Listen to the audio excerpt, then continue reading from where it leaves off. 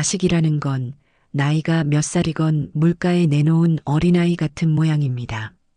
전화기 너머로 들려오는 아들 녀석의 목소리는 평소보다 한 뼘은 더 가라앉아 있었어요. 40이 넘어 회사에서는 부장 소리를 듣는 아들이지만 제 귀에는 영락없는 어린아이의 투정으로 들렸습니다. 엄마, 요즘 입맛이 통없네. 회사 일이 힘들어서 그런가. 뭘 먹어도 그냥 그렇고. 아이고, 우리 아들. 어쩌나? 뭐 맛있는 거라도 해서 보내줄까? 제 말에 아들은 잠시 머뭇거렸어요. 아마도 아내인 유진이의 눈치를 살피는 것이겠지요. 괜찮다고 바쁘실 텐데 뭘 그러냐고 사양할 줄 알았는데 녀석은 정말로 먹고 싶은 게 있었던 모양입니다. 예전에 엄마가 가을에 딱 한 번 해주시던 거 있잖아. 그 귀한 버섯으로 만든 거. 자연산 송이버섯 장조림. 그게 너무 먹고 싶다. 송이버섯 장조림. 그 말을 듣는 순간 제 머릿속에는 까까머리 중학생이던 선우가 부엌을 기웃거리던 모습이 그려졌습니다.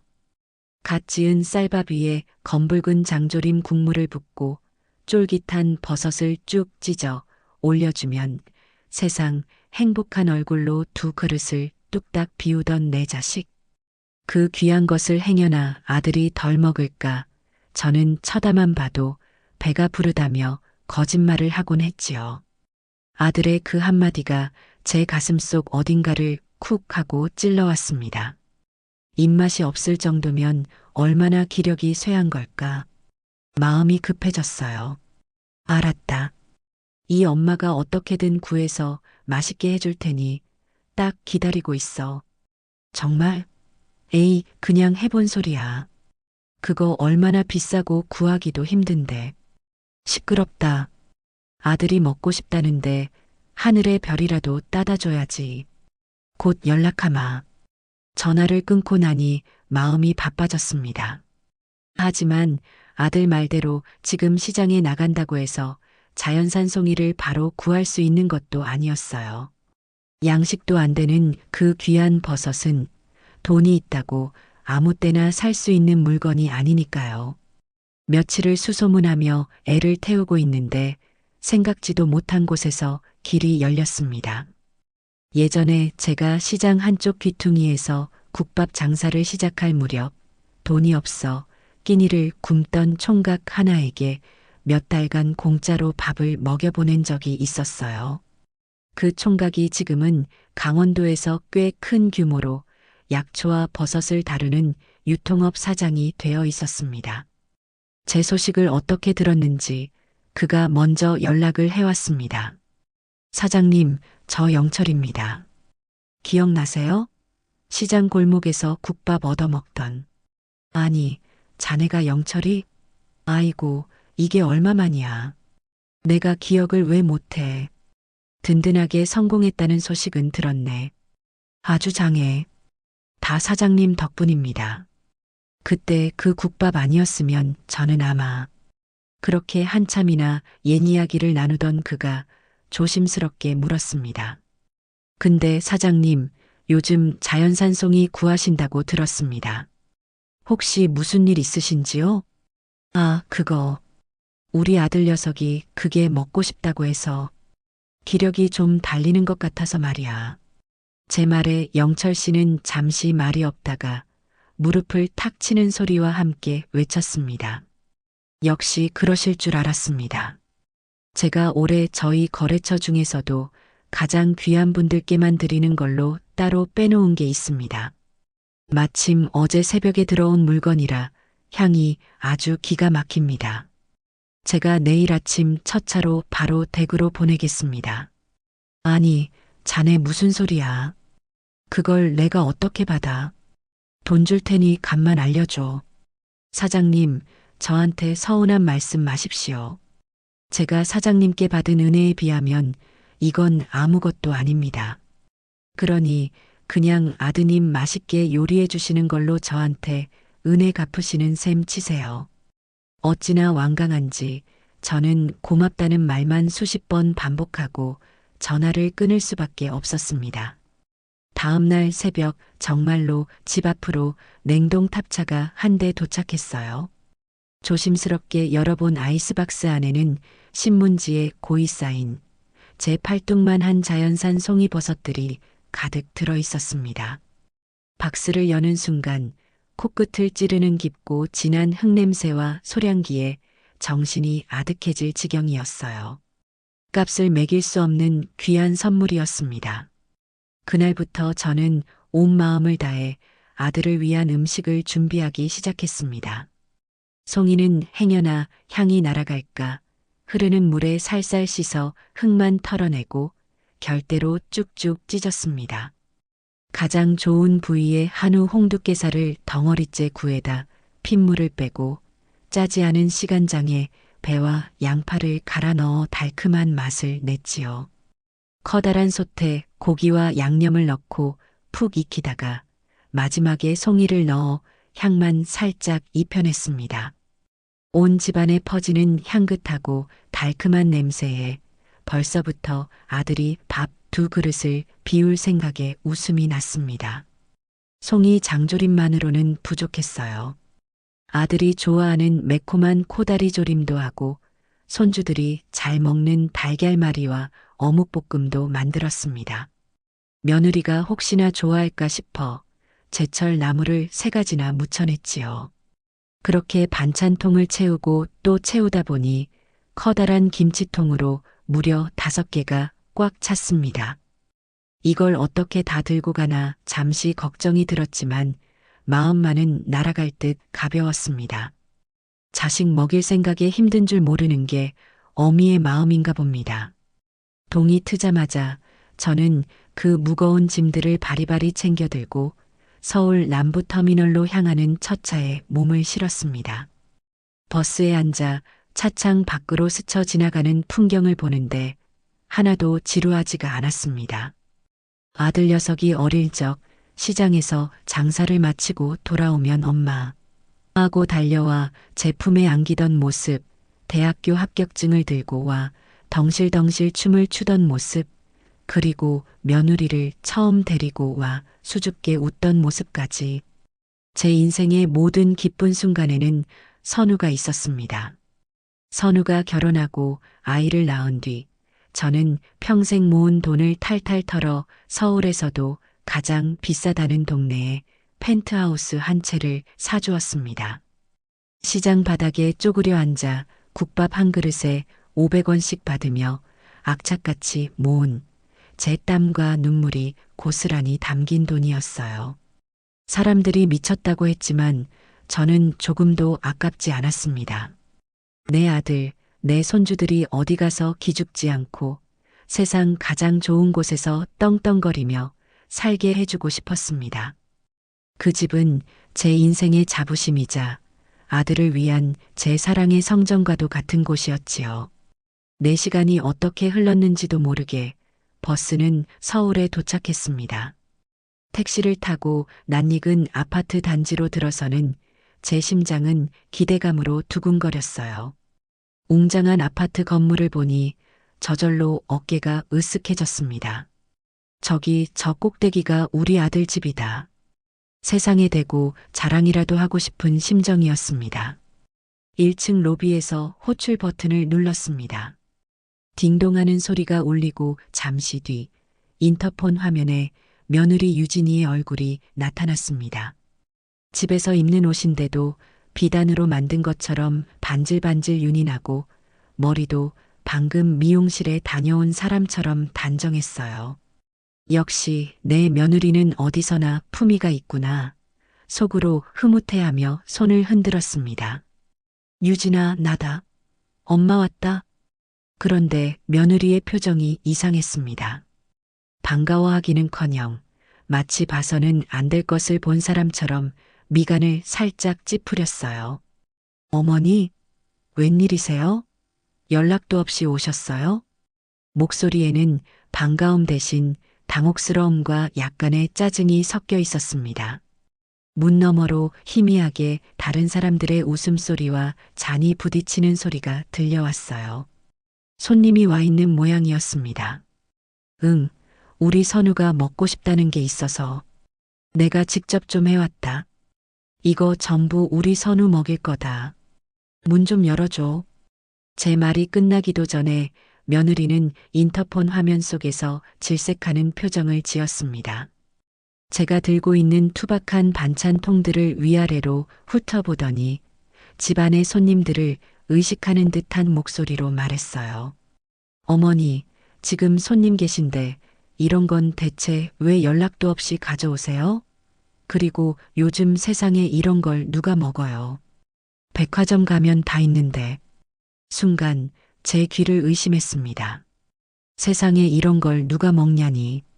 네 남편이 내 아들이 먹고 싶다고 해서 밤새 만든 음식이었다. 백화점 가면 다 있다니.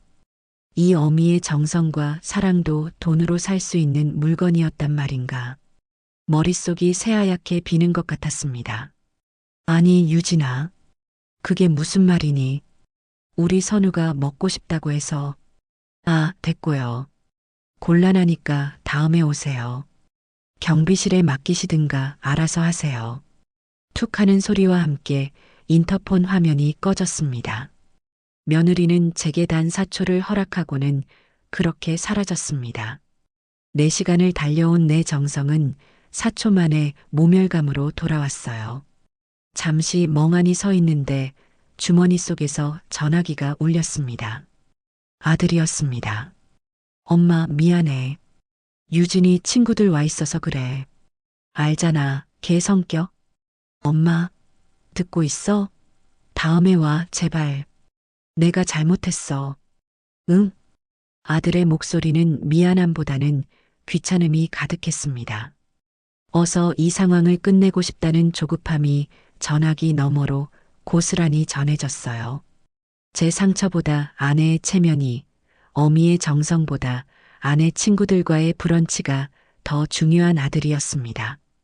저는 아무 대답도 하지 않았습니다. 할 말이 없었어요. 무슨 말을 할 수 있었을까요? 전화를 끊고 차갑고 단단한 로비의 유리벽에 비친 제 모습을 보았습니다. 온갖 음식물이 담긴 보따리를 곁에 둔 시골에서 갓상경한 촌스러운 늙은이, 며느리의 눈에 그리고 아들의 눈에 비쳤을 제 모습이겠지요. 문득 제 평생을 바쳐 이룬 저 펜트하우스가 저 높은 곳에서 나를 비웃고 있다는 생각이 들었습니다. 온몸의 피가 차갑게 식는 것 같았습니다. 더 이상 슬프지도 화가 나지도 않았습니다. 그저 모든 것이 명확해졌을 뿐입니다. 손에 들린 반찬통들은 이제 사랑의 증표가 아니라 제 어리석음의 증거처럼 느껴졌어요. 무게가 천근만근이었습니다. 저는 아무 일 없었다는 듯 미동도 없이 굳어버린 얼굴 근육을 억지로 움직여 뒤돌아섰습니다. 로비를 나서는 제 걸음걸이가 혹여나 비틀거릴까봐 등줄기에 힘을 꽉 주었지요. 다시는 이 건물에 내 발로 들어서는 일은 없을 겁니다. 택시를 타고 서울 남부 터미널로 가는 내내 저는 창밖만 바라보았습니다. 화려한 서울의 야경이 눈에 들어오지 않았어요. 머릿속에서는 방금 전 며느리가 뱉었던 말들이 끊임없이 재생되었습니다. 이런 걸 누가 먹어요? 백화점 가면 다 있는데. 그 말은 단순한 거절이 아니었습니다. 그것은 제가 살아온 수십 년의 세월에 대한 부정이었고 제 사랑의 방식에 대한 경멸이었어요. 시장 바닥에서 닳고 다른 내 손, 국밥 국물을 우리느라 밤을 새웠던 내 시간, 아들 하나 잘 키워보겠다고 악착같이 버텨온 내 인생이 백화점 진열대에 번쩍이는 상품보다 못하다는 선고나 다름없었습니다. 터미널 대합실은 늦은 시간인데도 사람들로 북적였습니다. 저는 구석진 자리에 낡은 플라스틱 의자에 앉아 곁에 내려놓은 반찬통들을 물끄러미 바라보았어요. 뚜껑 위로 물방울이 송골송골 맺혀 있었습니다. 따뜻했던 음식들이 차갑게 식어가고 있었지요. 마치 제 마음처럼 말입니다. 더는 눈물이 나지 않았습니다. 눈물조차 사치라는 생각이 들었어요. 대신 가슴속 깊은 곳에서부터 차갑고 단단한 무언가가 천천히 차오르는 것이 느껴졌습니다. 그것은 슬픔이 아니었어요. 분노라고 하기에도 뭔가 달랐습니다. 그건 결심이었습니다. 저는 주머니에서 전화기를 꺼내 액정을 켰습니다. 수많은 이름 중에 제 인생의 고비마다 묵묵히 곁을 지켜주었던 한 사람의 이름을 찾아 눌렀어요. 부동산을 하는 김민건 사장. 저와는 시장에서부터 함께 고생하며 오누이처럼 지낸 사이입니다. 신호음이 몇 번 울리지 않아 잠이 덜 깬 목소리가 들려왔습니다. 여보세요? 나다. 조은순. 아이고, 누님. 이 시간에 웬일이세요? 별일 없으시죠? 걱정이 가득한 그의 목소리에 잠시 마음이 흔들릴 뻔했지만 저는 곧 마음을 다잡았습니다. 민건아, 너 내 말 잘 들어. 지금부터 내가 하는 말 농담 아니다. 제 목소리가 평소와 다르다는 걸 그도 느꼈을 겁니다. 전화기 너머로 그가 자세를 바로잡는 소리가 들리는 듯 했어요. 저는 침을 한번 꿀꺽 삼키고 제 인생을 뒤흔들 한마디를 내뱉었습니다. 강남에 있는 내 펜트하우스? 그거 팔아줘. 네. 누님, 지금 뭐라고 하셨어요? 제가 잘못 들었나? 아니, 똑똑히 들었어. 내 이름으로 된 그 집, 당장 팔아달라고. 최대한 빨리. 시장에 내놓을 수 있는 가장 빠른 절차로 진행해줘. 김 사장은 한동안 말이 없었습니다. 그 집이 저에게 어떤 의미인지 그 누구보다 잘 아는 사람이었으니까요. 제가 그 집을 사기 위해 얼마나 오랜 세월을 맨발로 뛰어다녔는지, 계약서에 도장을 찍던 날 얼마나 아이처럼 펑펑 울었는지 모두 지켜본 사람이었습니다. 누님, 혹시 선우하고 무슨 일 있으셨어요? 부부싸움은 칼로 물베기라는데 어른이 좀 참으셔야. 그런 거 아니다. 이건 내 결정이야. 그러니 너는 그냥 내가 시키는 대로만 해. 값을 좀 덜 받더라도 상관없어. 무조건 빨리 처분하는 게 중요해. 할 수 있겠니? 제 목소리에는 한치의 망설임도 없었습니다. 김 사장은 제 결심이 얼마나 확고한지 깨달았는지 길게 한숨을 내쉬었습니다. 알겠습니다, 누님. 일단 내일 아침에 제가 서류부터 확인하고 바로 진행하겠습니다. 그런데 누님, 정말 후회 안 하시겠어요? 그 집, 누님 평생이 담긴 집이잖아요. 후회? 후회는 지금 이 순간에도 내 집 문을 걸어 잠그고 있는 내 아들놈이 하게 될 거다.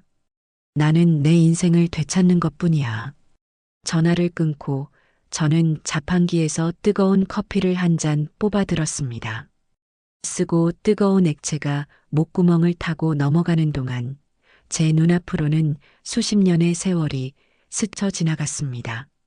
남편 일찍 여의고 어린 아들 손을 잡고 시장 바닥에 처음 나섰던 날의 막막함.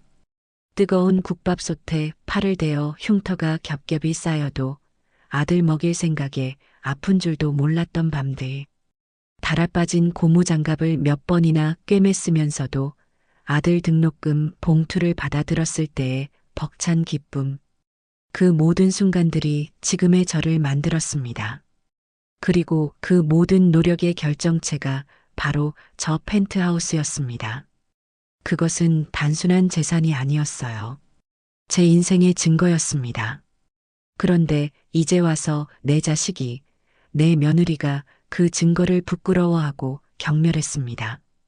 그렇다면 더는 그들에게 그 증거를 누릴 자격을 줄 수 없다는 생각이 들었어요. 돌아오는 버스 안에서 저는 잠 한숨 자지 않았습니다. 차창에 비친 제 얼굴은 놀랄 만큼 평온했습니다. 눈물도 분노도 모두 사라진 얼굴. 모든 것을 체념한 사람의 얼굴이면서도 동시에 모든 것을 새로 시작하려는 사람의 얼굴이었습니다. 집에 도착하자마자 김 사장에게서 전화가 왔습니다. 벌써부터 서류 준비를 마쳤다고, 정말 이대로 진행할 거냐고 마지막으로 확인을 했습니다. 저는 창고 깊숙한 곳에 넣어두었던 집문서와 제 인감 도장을 꺼내 상위에 올려놓았어요. 먼지를 닦아낸 서류에는 제 이름 석자가 선명하게 박혀 있었습니다. 응, 바로 진행해. 그리고 매수인이 나타나면 내가 직접 계약할 거야. 다음 날 오후 김 사장이 직접 저희 집으로 찾아왔습니다. 그는 제 얼굴을 보자마자 누님, 밤새 한숨도 못 주무셨죠? 얼굴이 반쪽이 되셨네요 라며 안타까워했습니다. 아니다. 아주 편하게 잘 잤다. 이렇게 마음이 후련한 게 얼마만인지 모르겠다. 저는 웃으며 말했지만 김 사장은 믿지 않는 눈치였습니다. 그는 제가 내민 서류들을 한참이나 말없이 뒤적이다가 무거운 입을 열었습니다. 누님, 제가 마지막으로 딱 한 번만 더 여쭐게요. 선우, 그래도 누님 하나밖에 없는 아들이잖아요. 이렇게까지 하시면 평생 얼굴 안 보고 사실 겁니까? 재산보다 사람이 먼저 아닙니까?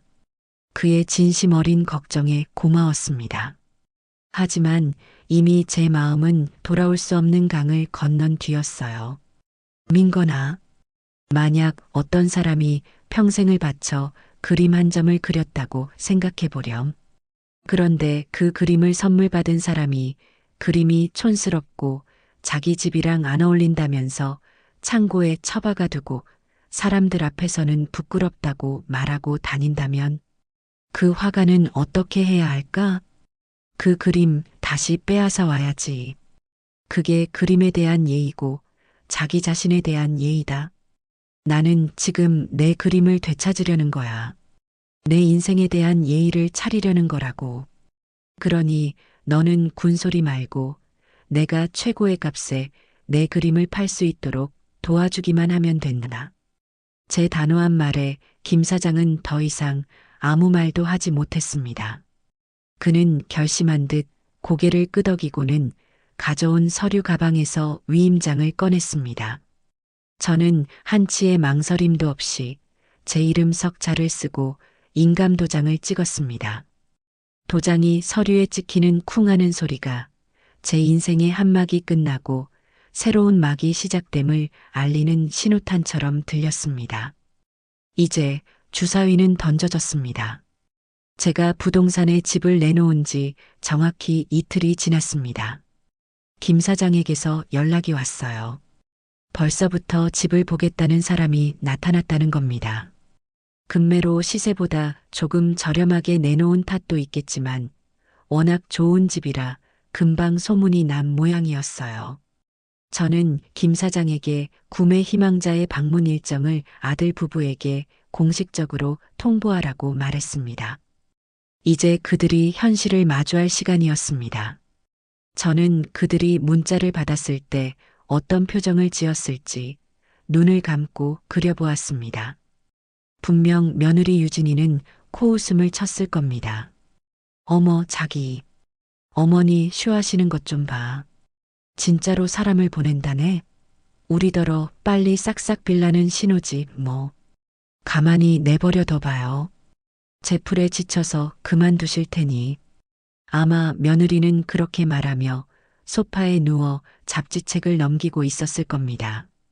아들 녀석은 조금은 불안한 표정을 지으면서도 아내의 말에 결국 고개를 끄덕였겠지요. 엄마 성격에 설마 진짜 집을 파시겠어? 그냥 화가 많이 나셔서 그러는 걸 거야. 그렇게 서로를 위로하며 이것이 제가 보내는 마지막 경고라고 유치한 시위라고 멋대로 판단했을 겁니다. 그들의 그 오만함이 앞으로 닥쳐올 파국을 조금도 예상하지 못하게 만들고 있었어요. 약속된 날짜에 집을 보러 첫 번째 사람이 찾아갔습니다. 김 사장은 만약을 대비해 모든 과정을 제게 실시간으로 알려주기로 했습니다. 방문객은 특이하게도 이제 갓 30이 될까 말까 한 젊은 여자였습니다. 인터넷에서 개인 방송을 하는 소위 말하는 유튜버라고 했어요. 수십억짜리 펜트하우스를 사겠다고 나타난 사람치고는 너무나 젊고 또 너무나 자유분방해 보였습니다. 며느리는 아마 속으로 저를 더욱 비웃었을 겁니다. 어머니가 돈을 주고 아르바이트생이라도 고용했나? 하고 말이지요. 김 사장의 말에 따르면 며느리는 손님을 맞이하는 내내 아주 노골적으로 불쾌한 티를 냈다고 합니다. 일부러 청소도 하지 않은 것처럼 거실 테이블에 잡동사니를 늘어놓고 손님이 들어서는데도 소파에 비스듬히 누워 눈인사조차 건네지 않았다고요. 어머, 집 보러 오셨어요? 웬만하면 안 사시는 게 좋을 텐데. 젊은 방문객에게 며느리가 던진 첫마디였다고 합니다. 이 집 보기만 번지르르하지 살아보면 별로예요. 위층은 맨날 쿵쿵거려서 시끄럽고 수도에서는 녹물이 나올 때도 있고요. 무엇보다 집터의 기운이 안 좋아서 그런가 하는 일마다 잘 안 풀리더라고요. 어떻게든 거래를 망치려는 속셈이 뻔히 보이는 말이었습니다. 자신의 얼굴에 침을 뱉는 줄도 모르고 자기가 사는 집을 저렇게 깎아내리다니 기가 막힐 노릇이었어요. 그런데 그 젊은 유튜버의 반응이 예상 밖이었습니다. 그녀는 며느리의 말을 듣고 인상을 쓰기는커녕 오히려 눈을 반짝이며 스마트폰을 꺼내 들었다고 합니다. 와, 진짜요? 대박. 여기 혹시 촬영 좀 해도 돼요? 이런 스토리가 있어야 집도 더 재밌어지거든요. 흉가 전문 유튜버가 매입한 강남 펜트하우스의 비밀. 이런 제목으로 올리면 조회수 폭발할 것 같은데요. 유튜버는 며느리의 저주에 가까운 말을 콘텐츠로 받아들인 겁니다.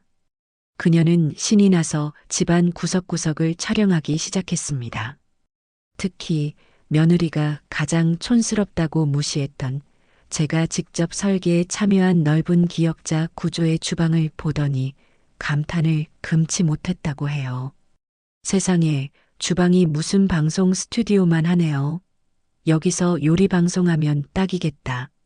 어머니, 아니 사모님, 저 이 집 너무 마음에 드는데요. 계약하고 싶어요. 며느리는 완전히 할 말을 잃고 멍한 표정으로 서 있기만 했다고 합니다. 자신의 얄팍한 수가 오히려 상대방의 구매 욕구를 자극하는 역효과를 낳은 셈이지요. 김 사장은 웃음을 참느라 무척이나 힘들었다고 제게 전했습니다. 그날 저녁 예상대로 아들에게서 전화가 왔습니다. 그의 목소리에는 이제 짜증이 가득 실려 있었습니다. 엄마, 대체 언제까지 이러실 거예요? 오늘 이상한 여자애까지 보냈다면서요. 장난이 너무 심하시잖아요. 유진이도 지금 기분 많이 안 좋아요.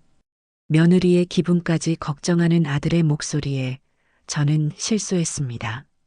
제 기분은 단 한 번이라도 생각해 본 적이 있는지 묻고 싶었어요. 선우야, 엄마가 다시 한번 말하지만 이건 장난이 아니다. 아니, 장난이 아니면 뭔데요? 그럼 진짜로 이 집을 팔겠다는 말씀이세요? 저희더러 길바닥에 나앉으라고요? 너희가 사는 집이 누구의 집인지 단 한 번이라도 진지하게 생각해 본 적 있니? 그 집은 내 집이다. 내 평생이 담긴 내 집. 나는 내 집을 팔겠다는데 너한테 허락까지 받아야 하는 거니? 제 차가운 말에 아들은 잠시 할 말을 잃은 듯 했습니다. 엄마, 왜 이렇게까지 하세요? 저희가 뭘 그렇게 잘못했어요? 그날은 그냥 유진이가 손님들 때문에 정신이 없어서 실수한 거잖아요. 제가 대신 사과할게요. 그러니 제발 그만하세요. 실수. 아들은 그날의 일을 고작 실수라고 표현했습니다. 며느리의 체면을 위해 제 어미의 가슴에 대못을 박은 일이 그저 정신이 없어서 저지른 작은 실수일 뿐이라는 겁니다. 더는 대화를 이어나갈 가치를 느끼지 못했습니다. 네 잘못이 뭔지 아직도 모르는구나. 됐다. 더는 전화하지 마라. 다음에는 법원에서 보게 될 테니. 저는 그 말을 끝으로 전화를 끊었습니다. 거실 창가에 놓인 작은 화초에 물을 주었습니다. 며칠 전까지만 해도 축 늘어져 있던 녀석이 다시 파릇파릇하게 생기를 되찾고 있었어요. 제 마음도 저 화초 같다는 생각이 들었습니다. 아들 내외라는 그늘에 가려 시들어가고 있었는데 이제라도 햇볕을 향해 다시 고개를 들고 있었습니다. 그들은 아직도 깨닫지 못하고 있었습니다. 이것은 결코 장난이 아니라는 사실을 말입니다. 다음 날 아침 김 사장에게서 전화가 왔습니다. 어제 집을 보고 갔던 젊은 유튜버가 바로 계약을 진행하고 싶다는 의사를 밝혀왔다는 겁니다. 심지어 가격을 깎으려는 시도조차 없이 제가 내놓은 가격 그대로 매입하겠다고 했답니다. 보통은 몇백만 원이라도 깎아보려고 흥정을 하는 게 일반적인데 아주 이례적인 일이었습니다. 누님, 아무래도 그 유튜버 아가씨가 이 집에 얽힌 사연 자체를 마음에 들어 하는 것 같습니다. 자기가 이 집에 들어와서 좋은 기운으로 바꿔놓는 과정을 전부 방송으로 만들고 싶어 하더라고요. 그리고 주방이 넓어서 스튜디오로 쓰기에도 안성맞춤이라고 하고요. 어떡할까요? 바로 계약 진행할까요? 김 사장의 목소리는 살짝 상기되어 있었습니다. 이렇게 빨리 그리고 이렇게 좋은 조건의 거래가 성사되리라고는 그도 예상하지 못했던 겁니다. 저는 잠시 창밖을 바라보았습니다. 맑고 푸른 가을 하늘이 눈에 들어왔어요. 제 마음도 저 하늘처럼 한 점의 망설임도 없이 맑았습니다. 그래, 바로 진행해. 오늘 오후에라도 당장 만나서 도장 찍자고 해. 네, 오늘 바로요? 누님, 그래도 하루 정도는 더 생각해 보시는 게. 생각은 충분히 했다. 쇳불도 당김에 빼라고 했어. 그 아가씨 마음 바뀌기 전에 오늘 바로 끝내자. 김 사장은 제 확고한 의지에 더는 반대하지 못하고 약속을 잡겠다고 했습니다. 오후 2시 부동산 사무실에서 만나기로 약속이 잡혔습니다. 저는 옷장에서 가장 좋은 옷을 꺼내 입었습니다. 아들에게 펜트하우스를 사주던 날 계약을 마치고 함께 백화점에 가서 아들이 직접 골라준 옷이었어요. 이 옷을 입고 그 집의 인연을 시작했으니 끝맺음도 이 옷과 함께하는 것이 맞다는 생각이 들었습니다. 약속 장소에 나가니 김 사장과 그 젊은 유튜버가 저를 기다리고 있었습니다. 보라라고 자신을 소개한 아가씨는 화면에서보다 훨씬 더 생기 넘치고 예의 바른 사람이었어요. 저를 보자마자 90도로 허리를 숙여 인사를 했습니다. 어머님, 직접 뵙게 되어 영광입니다. 말씀 많이 들었습니다. 내 소문을 들을 게 뭐 있다고. 아무튼 집을 마음에 들어 한다니 다행이네요. 마음에 드는 정도가 아니에요. 저는 보자마자 제 집이라는 확신이 들었어요. 제가 꼭 이 집을 사서 아주 행복하고 좋은 기운이 넘치는 곳으로 만들 거예요. 지켜봐 주세요. 보라 아가씨는 계약서에 서명을 하는 내내 싱글벙글 웃었습니다. 그 밝은 에너지가 제게도 전해지는 듯 했어요. 저는 김 사장이 건네주는 매매 계약서를 천천히 읽어내려갔습니다. 매도인 조은순, 매수인 윤보라. 제 이름 옆에 이제는 생판 남이 된 사람의 이름이 적혀 있었습니다. 그 순간 만감이 교차했습니다. 시원섭섭하다는 말이 이럴 때 쓰는 걸까요? 제 인생의 일부를 잘라내는 것 같은 아픔과 동시에 썩은 살을 도려내는 듯한 후련함이 밀려왔습니다. 저는 펜을 들어 제 이름 석자 옆에 또박또박 서명을 했습니다. 그리고 가방에서 인감 도장을 꺼내 마지막으로 힘주어 찍었습니다. 쿵! 묵직한 도장이 서류에 찍히는 소리가 사무실 전체에 울려 퍼졌습니다. 그것으로 모든 것은 끝이 났습니다. 그 집은 이제 더 이상 제 집이 아니었습니다. 계약금을 제 통장으로 이체한 보라 아가씨는 잔금도 최대한 빨리 치르겠다고 약속했습니다. 저는 모든 것을 김 사장에게 위임하고 사무실을 나섰습니다. 밖으로 나오자 눈부신 햇살이 제 얼굴 위로 쏟아졌습니다. 길고 길었던 터널의 끝에 다다른 기분이었습니다. 그날 저녁 저는 혼자서 조촐한 저녁상을 차렸습니다. 아들에게 가져다 주려다 차갑게 식어버렸던 그 반찬들이 아니었습니다. 저 자신을 위해 새로 지은 따뜻한 밥과 뜨끈한 된장찌개를 끓였어요. 막 밥을 한술 뜨려는데 전화기가 미친 듯이 울리기 시작했습니다. 발신자는 내 아들이었습니다. 받지 않았습니다. 받아서 무슨 말을 하겠습니까? 전화는 끊어질 줄을 모르고 계속해서 울렸습니다. 10번, 20번. 저는 식사를 하는 내내 그 소리를 모른 척 했습니다. 끈질긴 벨소리가 그치고 잠시 뒤 문자가 여러 통 도착했습니다. 엄마, 전화 좀 받아봐. 제발. 부동산에서 연락 왔어.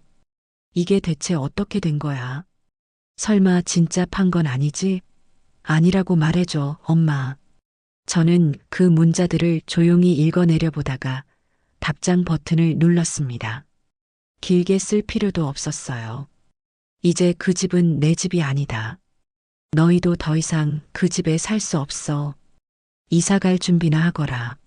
제 문자를 확인한 것인지 잠시 뒤 아들에게서 다시 전화가 걸려왔습니다. 이번에는 받았습니다. 마지막으로 제 입으로 직접 확인을 시켜줘야 할 것 같았어요. 여보세요. 엄마, 진짜야? 진짜로 집 판 거야? 어떻게 나한테 말 한마디 없이 그럴 수가 있어. 아들의 목소리는 절규에 가까웠습니다. 다급함과 원망, 그리고 믿을 수 없다는 충격이 뒤섞여 있었어요. 내가 왜 너한테 말을 해야 하지? 내 집을 내가 팔겠다는데. 그래도 우리가 살고 있는 집이잖아. 어떻게 이럴 수가 있어. 엄마, 제발. 계약 취소해줘. 위약금은 내가 어떻게든 물어줄게. 응? 제발. 아들은 울먹이고 있었습니다. 저는 전화기 너머로 아들의 울음소리를 들으며 며칠 전 굳게 닫혔던 펜트하우스의 현관문을 떠올렸습니다. 제가 그 문 앞에서 느꼈을 절망과 슬픔을 이제 아들이 고스란히 느끼고 있었습니다. 선우야, 사초였다.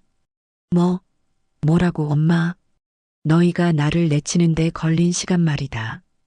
4시간을 달려온 어미를 너희는 단 4초 만에 문전박대했다. 나는 며칠 밤낮을 고민하고 내린 결정이다. 이제 와서 되돌릴 수는 없어. 이건 너희가 자초한 일이야. 그러니 받아들여라. 제 말을 끝으로 저는 미련 없이 전화를 끊었습니다. 전화기를 식탁 위에 내려놓고 식어버린 밥을 다시 한술 떴습니다. 이상하게도 눈물이 나지 않았습니다. 오히려 평생을 짓누르던 무거운 짐을 내려놓은 것처럼 마음이 가벼웠습니다. 제 통장에 찍힌 수십억의 돈 때문이 아니었습니다. 드디어 제 인생의 주인이 된 것 같은 기분, 더는 자식의 눈치를 보며 제 마음을 속이지 않아도 된다는 해방감 때문이었을 겁니다. 이제부터는 오롯이 나 조은순의 인생을 살아가면 되는 것입니다. 그 생각에 밥이 달게 느껴졌습니다. 잔금까지 모두 치러지고 펜트하우스의 소유권이 완전히 넘어갔다는 연락을 김 사장에게서 받았습니다. 이제 법적으로도 실질적으로도 그 집은 더 이상 나와 아무런 관련이 없는 공간이 되었습니다. 아들 부부가 집을 비우기로 약속한 날, 저는 일부러 제 집의 창문을 모두 열고 대청소를 했습니다. 묵은 먼지를 털어내며 제 마음속에 남은 마지막 미련 한 점까지 모두 털어내고 싶었습니다. 그들이 어떻게 짐을 싸서 나갔는지 저는 직접 보지 않았습니다. 보고 싶지도 않았어요. 하지만 며칠 뒤 김 사장이 답답한 마음에 저를 찾아와 그날의 풍경을 전해주었습니다. 누님, 제가 이삿짐 센터 사람들도 아니고 남의 이사하는 집에 가본 건 처음입니다. 그런데 도저히 걱정이 돼서 안 가볼 수가 있어야지요. 그런데 말입니다. 정말 가관도 아니었습니다. 김 사장은 혀를 끌끌 차며 고개를 저었습니다. 그의 말에 따르면 그날 펜트하우스 앞에는 이삿짐 트럭이 2대나 와 있었다고 합니다. 그런데도 짐이 다 실리지 않았다고 해요. 며느리인 유진이가 사들인 명품 가방과 옷, 구두, 그리고 이름도 모를 비싼 그릇과 장식품들이 끝도 없이 나왔다고 합니다. 이삿짐 센터 직원들은 이거 다 어디로 가져가면 됩니까? 하고 묻는데 며느리는 어떻게든 다 넣어봐요. 하나라도 흠집 나면 책임질 줄 알아요. 라며 악만 쓰고 있었다고 합니다. 아들 녀석은 망연자실한 표정으로 한쪽 구석에 서서 담배만 뻐끔뻐끔 피우고 있었다고 하고요. 결국 트럭에 다 싣지 못한 짐들은 중고 명품업자들이 와서 헐값에 실어갔다고 합니다. 며느리는 제 물건에 손대지 말라며 울고불고 난리를 쳤지만 당장 이사 들어갈 집에는 그 짐들을 놓을 공간조차 없었으니 어쩔 도리가 없었겠지요. 그렇게 짐을 빼고 나서 집안을 한번 둘러보는데 누님, 제가 다 속이 상하더라고요. 누님이 그토록 애지중지하며 고른 벽지며 바닥이며 여기저기 긁히고 상처난 곳이 한두 군데가 아니었습니다. 꼭 그 사람들 마음 상태 같아서 씁쓸했습니다. 김 사장의 말을 들으며 저는 아무 표정도 짓지 않았습니다. 그저 묵묵히 그가 따라주는 차를 마실 뿐이었어요. 마음이 아프지 않았다면 거짓말이겠지요. 하지만 그보다는 이제라도 제자리를 찾게 되었구나 하는 안도감이 더 컸습니다. 분수에 맞지 않는 옷은 결국 몸을 불편하게 만들고 어딘가를 해지게 만드는 법이니까요. 그들이 새로 이사간 곳은 예전에 살던 동네의 낡은 빌라 3층이었습니다. 엘리베이터도 없는 낡은 건물이었지요. 펜트하우스의 절반도 되지 않는 방 2개짜리 비좁은 공간이었습니다. 김 사장이 일부러 그 동네를 한 바퀴 돌아보고 왔다고 했습니다. 혹시라도 제가 마음 약해져서 다시 돌아갈까봐 현실을 똑똑히 알려주려는 그 나름의 배려였을 겁니다. 창문으로 안을 들여다볼 수는 없었지만 밖으로 새어나오는 소리만 들어도 알겠더라고요. 2사람이 아주 크게 싸우고 있었습니다. 아마 짐 정리할 공간도 없고 모든 게 마음에 안 들었겠지요. 저는 눈을 감고 그들의 새로운 보금자리를 그려보았습니다. 현관문을 열면 바로 거실이 보이고 주방은 3사람이 서면 꽉 찰 만큼 비좁을 겁니다. 해가 잘 들지 않아 낮에도 불을 켜야 하고 윗집 아이들이 뛰어다니는 소리, 옆집 부부가 싸우는 소리가 벽을 타고 고스란히 넘어오겠지요. 전망 좋은 통유리창 너머로 서울의 야경을 내려다보며 와인을 마시던 며느리는 이제 설거지를 하다가도 맞은편 빌라의 너저분한 베란다를 봐야 할 겁니다. 그날 밤 저는 잠을 이루지 못했습니다. 그들이 불쌍해서가 아니었어요. 그곳에서 함께 살아야 할 내 어린 손주들 걱정 때문이었습니다. 펜트하우스에는 아이들 각자의 방이 있었습니다. 제가 직접 친환경 벽지를 고르고 아이들이 좋아하는 캐릭터로 방을 꾸며주었지요. 책상이며 침대며 모두 최고급으로만 넣어주었습니다. 하지만 이제 그 모든 것을 잃고 어쩌면 오빠와 동생이 한 방을 쓰며 지내야 할지도 모릅니다. 저는 상상했습니다. 집으로 돌아온 아들과 며느리가 좁아터진 거실의 산더미처럼 쌓인 이삿짐 앞에서 서로를 어떻게 원망하고 있을지를요. 이게 다 뭐 하는 짓이야. 이 많은 짐들을 어디다 두라는 거야. 그럼 어떡해. 당신 어머니가 하루아침에 우리를 길바닥으로 내쫓았는데 당신이 중간에서 똑바로 처신했으면 이런 일도 없었어. 내가 뭘, 너가 그날 엄마한테 조금만 상냥하게 했어도 일이 이렇게까지 되지는 않았을 거 아니야. 네 허영심 때문에 우리가 지금 이 꼴이 된 거라고. 뭐? 허영심? 당신은 내 덕에 그동안 사람들 앞에서 어깨 펴고 다녔던 거 벌써 잊었어? 내가 어떻게 당신 친구들 아내까지 챙겨가면서 네 체면 세워줬는데. 아마도 이런 식의 대화가 오갔을 겁니다. 서로의 상처를 보듬어 주기보다는 날카로운 말로 서로를 핥히며 책임을 떠넘기고 있었겠지요. 그리고 그 모든 것을 방 한구석에서 어린 손주들이 겁에 질린 눈으로 지켜보고 있을 거라 생각하니 가슴이 미어졌습니다. 아이들은 무슨 죄가 있을까요? 부모의 어리석음 때문에 가장 큰 상처를 받는 것은 언제나 아이들이었습니다. 다음 날 아침 저는 자리에서 일어났습니다. 손주들에 대한 걱정은 잠시 접어두기로 했어요. 제가 지금 그들을 위해 할 수 있는 일은 아무것도 없었습니다. 그들이 스스로의 잘못을 깨닫고 스스로의 힘으로 일어서기 전까지는요. 제가 해야 할 일은 이제 저 자신을 위해 새로운 삶을 시작하는 것이었습니다. 제 인생에 대한 예의를 차리는 것. 그 시작은 바로 제 땀의 대가인 돈을 가장 의미 있는 곳에 쓰는 것이었습니다. 세상에서 가장 빠른 것은 입소문이라고 하던가요. 아들 부부가 펜트하우스에서 쫓겨나 낡은 빌라로 이사했다는 소문은 며느리가 그토록 중요하게 생각하던 사교계를 중심으로 삽시간에 퍼져나갔습니다.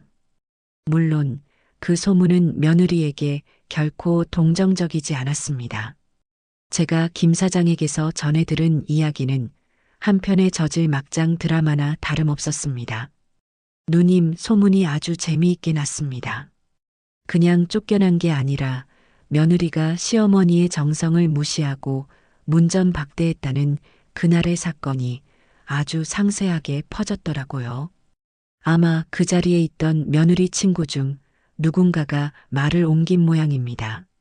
며느리와 함께 브런치를 즐기던 그 친구들이 뒤에서는 가장 신나게 며느리의 험담을 하고 다닌다는 이야기였습니다. 그들은 카페에 모여 앉아 마치 자기가 그 현장에 있었던 것처럼 과장하고 살을 붙여가며 며느리를 조롱거리로 만들고 있었습니다.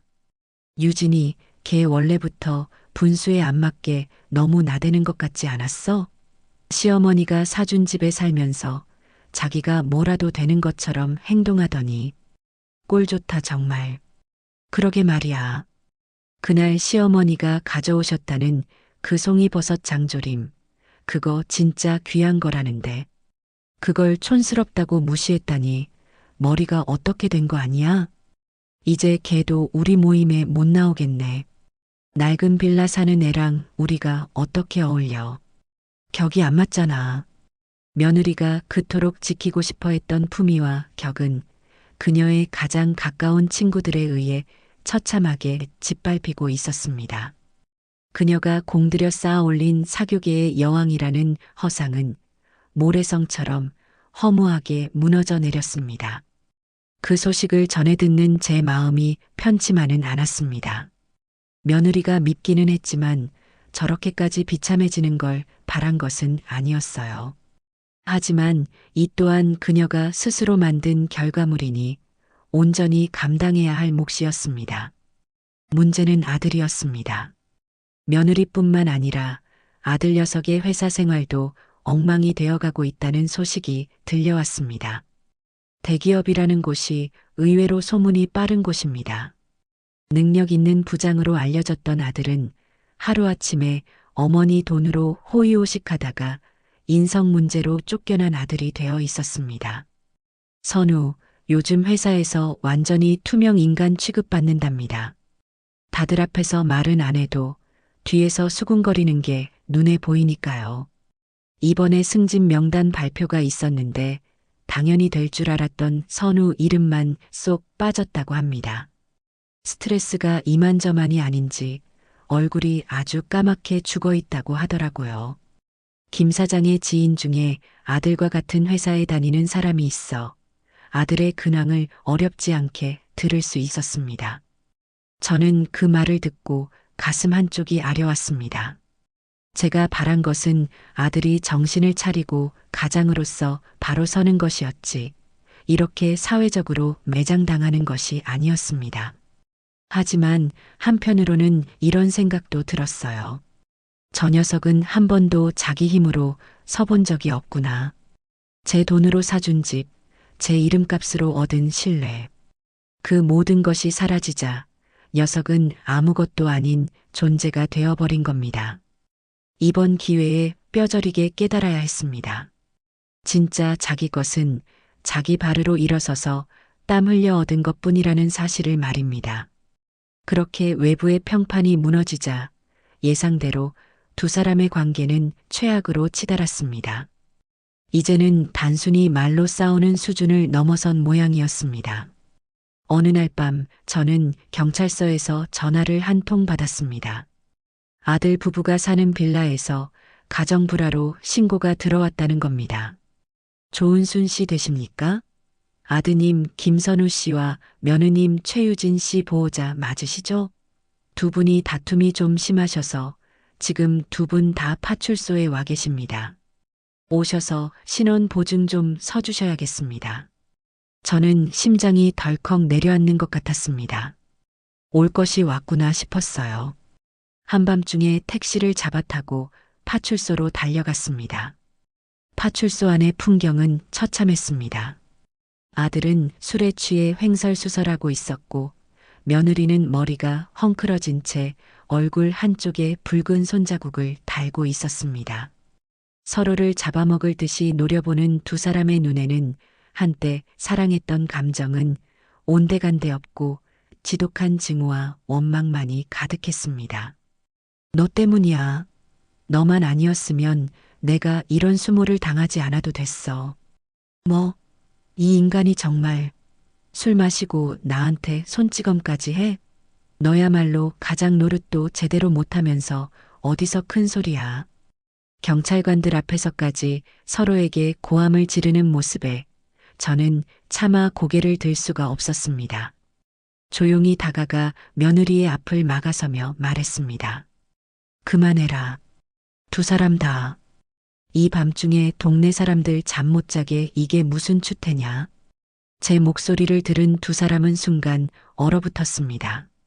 저를 보자 며느리는 갑자기 서러움이 북받쳤는지 그 자리에 주저앉아 엉엉 울기 시작했습니다. 아들은 고개를 푹 숙인 채 아무 말도 하지 못했어요. 저는 경찰관에게 머리를 숙여 사과하고 겨우 두 사람을 데리고 나올 수 있었습니다. 집으로 돌아오는 차 안에서 세 사람 모두 아무 말도 하지 않았습니다. 그 침묵이 천근만근의 무게로 저를 짓눌렀습니다. 뿌린 대로 거둔다는 옛말이 어찌 이리도 아프게 와닿는지 모르겠습니다. 저는 그들이 뿌린 씨앗의 결과를 그저 묵묵히 함께 거두어주고 있었습니다. 아들 내외가 파출소까지 다녀온 그날 이후 저는 며칠 밤낮을 고민에 빠졌습니다.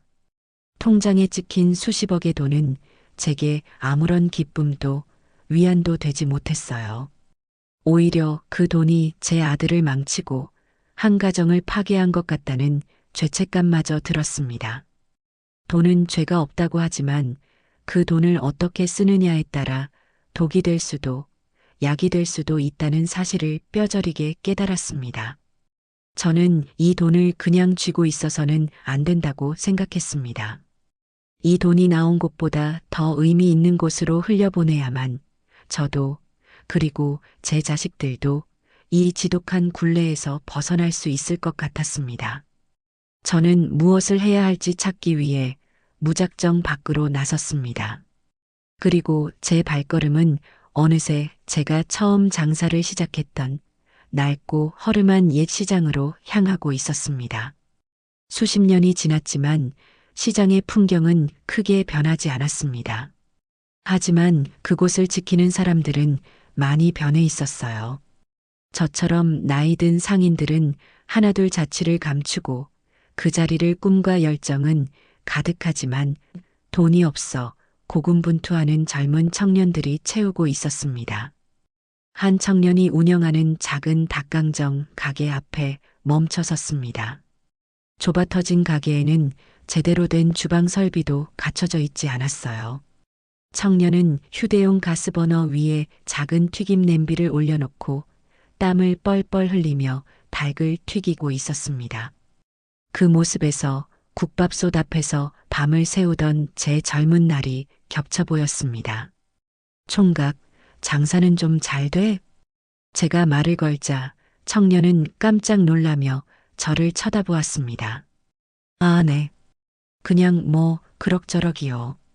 가게가 너무 좁고 주방이 변변찮아서 많이 만들지를 못하는 게 좀 아쉽죠. 돈만 있으면 좀 더 넓고 깨끗한 주방이 있는 곳으로 옮기고 싶은데 그게 어디 쉽나요? 청년의 푸념 섞인 말에서 저는 제가 해야 할 일을 보았습니다. 그래, 바로 이거다. 나처럼 아무것도 없이 시작하는 젊은이들에게 날개를 달아주는 일을 하자. 그들이 마음껏 꿈을 펼칠 수 있는 튼튼한 주방을 만들어주자. 그 순간 제 가슴이 다시 뛰기 시작했습니다. 평생을 바쳤던 국밥집을 접은 이후 처음으로 느끼는 설렘이었습니다. 그날부터 저는 새로운 도전을 시작했습니다. 김 사장의 도움을 받아 문 닫은 가게들로 가득해 유령 건물처럼 변해버린 시장 근처의 낡은 3층짜리 상가 건물을 통째로 사들였습니다. 사람들은 다 망해가는 상권에 뭐하러 돈을 처박느냐며 저를 말렸지만 제게는 확신이 있었습니다. 저는 건물을 허무는 대신 옛 골조는 그대로 살리면서 내부를 완전히 뜯어 고쳤습니다. 1층은 여러 명의 요리사가 동시에 요리를 할 수 있도록 최신식 설비를 갖춘 넓은 공유 주방으로 만들었습니다. 보증금이나 권리금 없이 저렴한 월 이용료만 내면 누구든 자신만의 가게를 열 수 있는 공간이었지요. 2층은 청년들이 메뉴 개발을 하거나 쉴 수 있는 휴게 공간과 작은 도서관으로, 3층은 제가 머물면서 이 모든 것을 관리할 작은 살림집으로 꾸몄습니다. 공사를 하는 몇 달 동안 저는 하루도 현장을 떠나지 않았습니다. 먼지를 뒤집어 쓰고 인부들과 함께 땀 흘리며 제 손으로 직접 공간 하나하나를 가꾸었습니다. 아들에게 사주었던 펜트하우스를 꾸밀 때와는 전혀 다른 종류의 기쁨이었습니다. 그때는 과시와 자랑을 위한 마음이었다면 지금은 쓰임과 나눔을 위한 마음이었어요. 드디어 은순의 부엌이라는 간판이 걸리고 공유 주방이 문을 열었습니다. 처음에는 반신반의하던 청년들이 소문을 듣고 하나둘 모여들기 시작했습니다. 닭강정 가게 총각도 가장 먼저 입주 신청을 했지요. 청년들은 제 주방에서 마음껏 새로운 메뉴를 개발하고 서로의 음식을 맛보며 격려하고 때로는 경쟁하며 무섭게 성장해 나갔습니다. 죽어있던 건물은 청년들의 열기로 가득 찼고 그들이 만들어내는 맛있는 냄새는 동네 전체에 활기를 불어넣었습니다. 어느 날 지역 방송국에서 저희 은순의 부엌을 취재하고 싶다며 연락이 왔습니다. 저는 손사래를 치며 거절했지만 청년들이 우리 대모님 자랑 좀 하게 해주세요. 라며 등을 떠미는 바람에 어쩔 수 없이 인터뷰에 응하게 되었습니다. 카메라 앞에서 저는 조금 떨리는 목소리로 제가 이곳을 열게 된 이유를 담담하게 이야기했습니다. 평생을 바쳐 아들 하나만 보고 살았습니다. 그 아들에게 세상에서 가장 좋은 집을 지어주는 게 제 꿈이었지요. 그런데 나중에 깨달았습니다.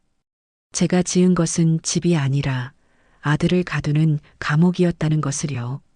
진짜 좋은 집은 비싼 자재로 높이 쌓아 올린 건물이 아니라 맛있는 냄새가 나고 좋은 사람들이 함께 모이는 곳이라는 걸 이제야 알게 되었습니다. 그래서 이곳을 열었습니다. 저는 평생 한 가족만을 위한 밥을 지었지만 이제부터는 여러 가족들을 위한 따뜻한 부엌을 지키고 싶습니다. 제 인터뷰가 방송을 타고 나간 며칠 뒤, 제 삶을 다시 한번 뒤흔드는 일이 일어났습니다. 주말 오후 청년들과 함께 다음 주 메뉴에 대해 이야기를 나누고 있는데 공유 주방의 유리문이 조심스럽게 열리더니 작고 앳된 얼굴 두 개가 불쑥 안으로 들어왔습니다. 제 눈을 의심했습니다. 그토록 보고 싶었던 제 눈에 넣어도 아프지 않을 내 강아지들. 바로 제 손주들이었습니다. 녀석들은 마치 길 잃은 강아지처럼 잔뜩 겁을 먹은 얼굴로 문가에 서서 제 눈치만 살피고 있었어요. 며칠 못 본 사이에 아이들의 얼굴은 반쪽이 되어 있었고 며느리가 늘 최고급으로만 입혔던 옷은 어디 가고 어딘가에서 흙먼지가 묻은 듯한 꾀재재한 옷을 입고 있었습니다. 민건아, 서연아. 제 입에서 저도 모르게 아이들의 이름이 터져 나왔습니다. 주방에서 일하던 청년들이 모두 놀라 저를 쳐다보았고 아이들은 그제야 제 목소리를 듣고는 와락 울음을 터뜨렸습니다. 할머니. 두 아이는 아장아장 달려와 제 허리를 끌어안았습니다. 그 작고 여린 몸이 어찌나 세차게 떨리는지 저는 아이들을 부서져라 끌어안고 등을 토닥여 주었습니다. 등을 토닥이는 제 손 위로 아이들의 뜨거운 눈물이 느껴졌습니다. 그동안 얼마나 무섭고 얼마나 서러웠을까요? 제 눈시울도 뜨거워졌지만 애써 눈물을 참았습니다. 제가 여기서 무너지면 이 아이들은 기댈 곳이 없으니까요. 아이고, 여기까지 어떻게 왔어? 말 좀 해봐. 이 녀석들아. 아이들은 제 품에 얼굴을 묻은 채 한참이나 말을 잇지 못하고 어깨를 들썩이며 울기만 했습니다. 주방에서 일하던 청년들은 상황을 파악했는지 조용히 다가와 아이들에게 따뜻한 우유를 한 잔씩 건네고는 자리를 비켜주었습니다. 저는 아이들을 2층 휴게실로 데리고 올라가 푹신한 소파에 앉혔습니다. 따뜻한 물수건으로 아이들의 얼룩덜룩한 얼굴을 닦아주자 그제야 조금 진정이 되었는지 첫째인 민건이가 입을 열었습니다. 할머니, TV에서 봤어요. 할머니 여기 계신 거. TV에서? 아, 방송. 네. 그래서 주소 적어놨다가 서연이랑 둘이서 버스 타고 왔어요. 우리 돼지 저금통 깼어요. 8살짜리 아이의 입에서 나온 말이라고는 믿기지 않았습니다. 서울 지리도 모르는 아이들이 자기들끼리 버스를 타고 여기까지 왔다는 사실에 아찔한 현기증이 났습니다. 만약 오는 길에 무슨 일이라도 생겼더라면 상상만 해도 끔찍했어요. 이 녀석들아, 얼마나 위험한 짓인데 엄마 아빠한테는 말하고 온 거야? 제 목소리가 저도 모르게 높아졌습니다. 그러자 옆에 있던 서연이가 다시 울먹이며 말했어요. 엄마 아빠는 맨날 싸워요. 무서워요. 좁은 집도 싫고 맨날 시끄러운 것도 싫어요. 동생의 말에 민건이가 고개를 푹 숙이며 덧붙였습니다. 할머니 보고 싶어서 왔어요. 우리 그냥 여기서 할머니랑 같이 살면 안 돼요? 아이의 그 한마디에 저는 결국 참고 있던 눈물을 터뜨리고 말았습니다. 어른들의 이기심과 어리석음이 아이들에게 얼마나 깊은 상처를 주었는지, 그 작은 가슴에 얼마나 큰 돌덩이를 올려놓았는지 저는 아이들의 눈을 보고서야 깨달았습니다. 그동안 저는 제 상처만 들여다보느라 이 아이들이 겪고 있을 고통을 제대로 헤아리지 못했던 겁니다. 저는 아이들을 위해 따뜻한 밥상을 차렸습니다. 주방에 내려가 갓 지은 밥과 남은 재료로 미역국을 끓이고 아이들이 좋아하는 달걀찜을 만들었습니다. 아이들은 정말 며칠을 굶은 아이들처럼 정신없이 밥을 먹기 시작했습니다. 그 모습을 보니 또 한 번 가슴이 미어졌습니다. 며느리는 아이들 건강에 유난을 떨며 유기농, 최고급 식재료만 고집하던 사람이었습니다. 그런데 이제는 아이들 밥 한 끼 제대로 챙겨줄 경황조차 없는 모양이었습니다. 천천히 먹어, 이놈들아. 체하겠다. 여기 고기도 좀 먹고. 저는 아이들 밥 위에 장조림을 찢어 올려주었습니다. 아이들은 음식을 다 먹고 나서야 긴장이 풀렸는지 소파에 기대 잠이 들었습니다. 잠든 아이들의 얼굴을 가만히 내려다보았습니다. 제 아들 선우의 어릴 적 얼굴이 그곳에 있었습니다. 좋은 것만 보여주고 좋은 것만 먹이고 좋은 길로만 가게 해주고 싶었던 내 아들. 그런데 그 과한 사랑이 결국 제 아들과 손주들까지 모두 상처 입히는 결과를 낳고 말았습니다. 한참을 그렇게 아이들의 잠든 모습을 지켜보고 있는데 주머니 속 전화기가 요란하게 울렸습니다. 아들이었습니다. 저는 잠든 아이들이 깰까봐 조용히 밖으로 나가 전화를 받았습니다. 여보세요. 엄마, 혹시 민건이랑 서연이 못 봤어? 애들이 없어졌어. 유치원에도 안 오고 학원에도 안 갔대. 나 지금 경찰에 신고했어. 엄마, 제발. 애들 못 봤냐고. 전화기 너머로 들려오는 아들의 목소리는 공포와 절망으로 완전히 갈라져 있었습니다. 그제야 아이들이 없어졌다는 사실을 알게 된 모양이었습니다.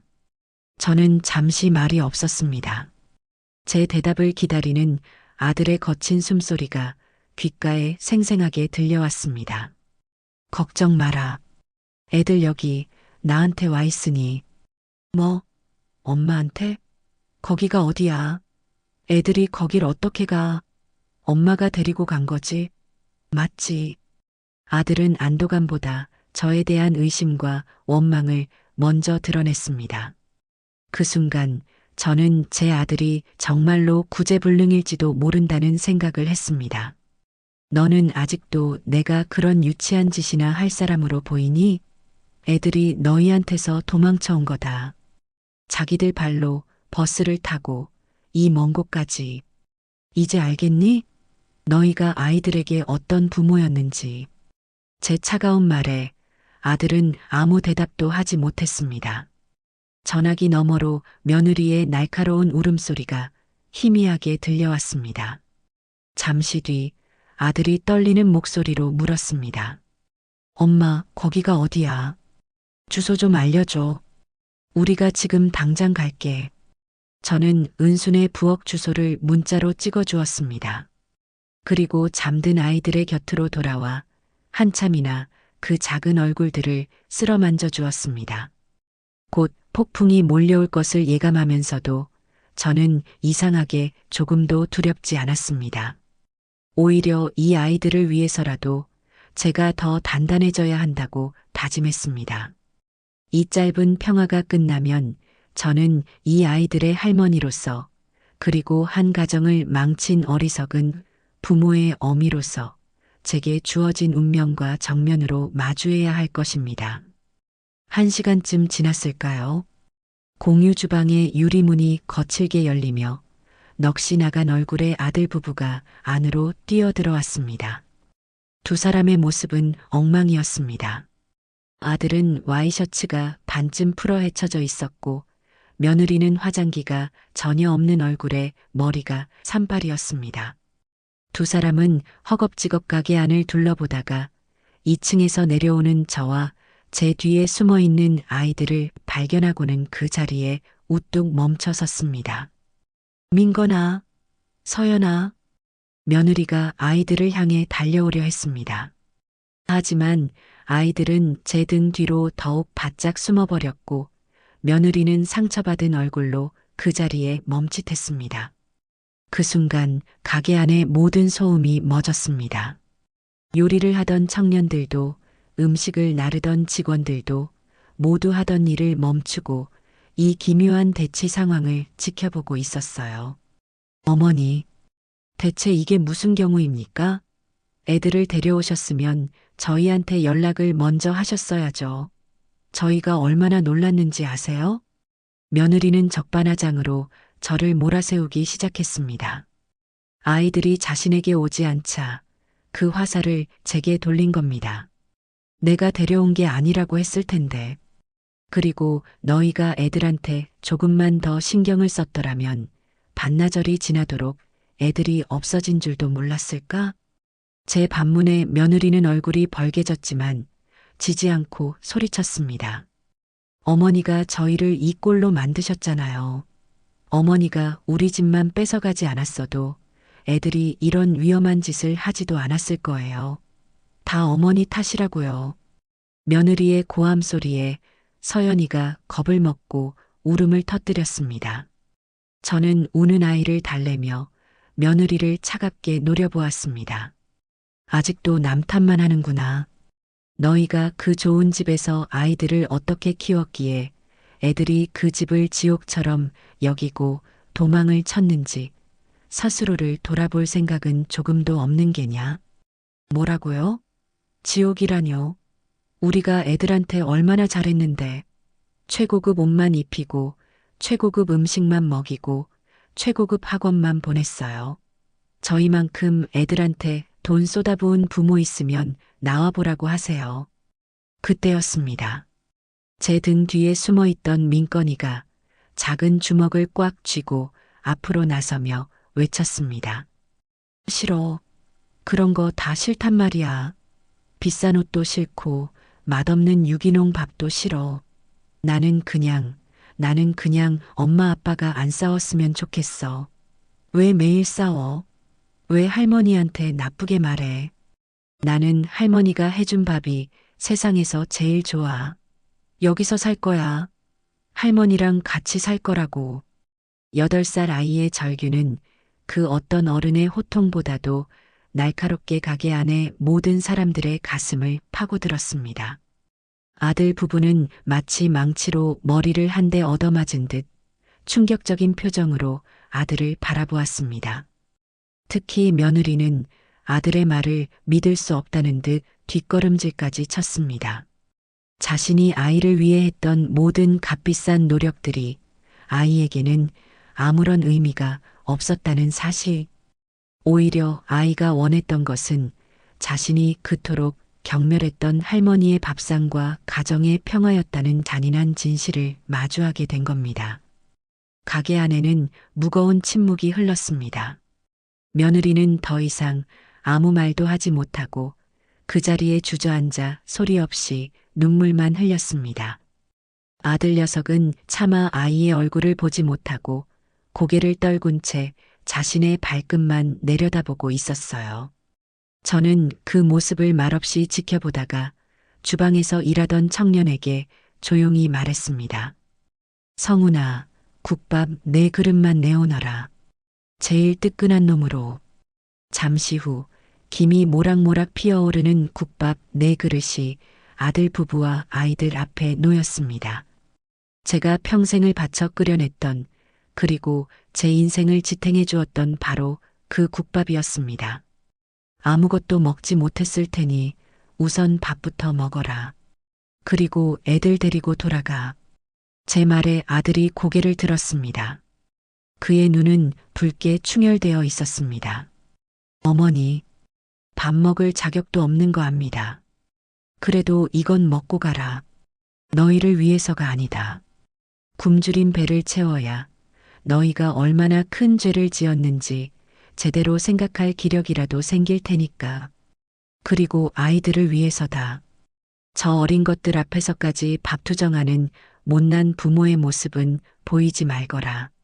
저는 아이들을 식탁에 앉히고 뜨거운 국밥을 후후 불어 식혀주었습니다.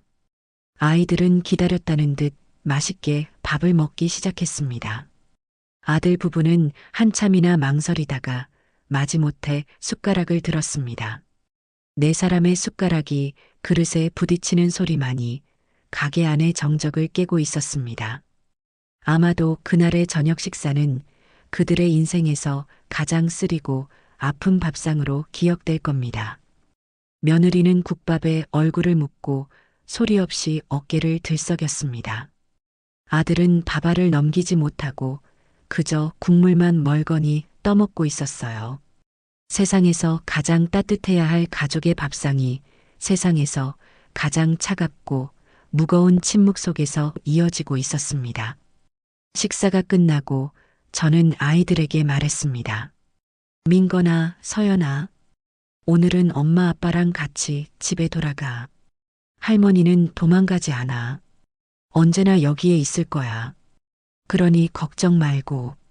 아이들은 아쉬운 표정을 지었지만 제 말에 고개를 끄덕였습니다.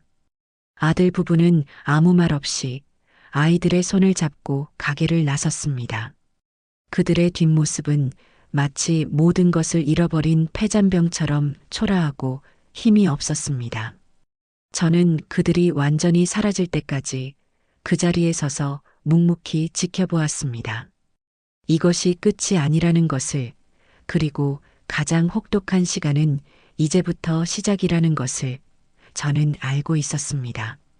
손주들이 다녀간 뒤 며칠 동안 아무런 연락도 오지 않았습니다.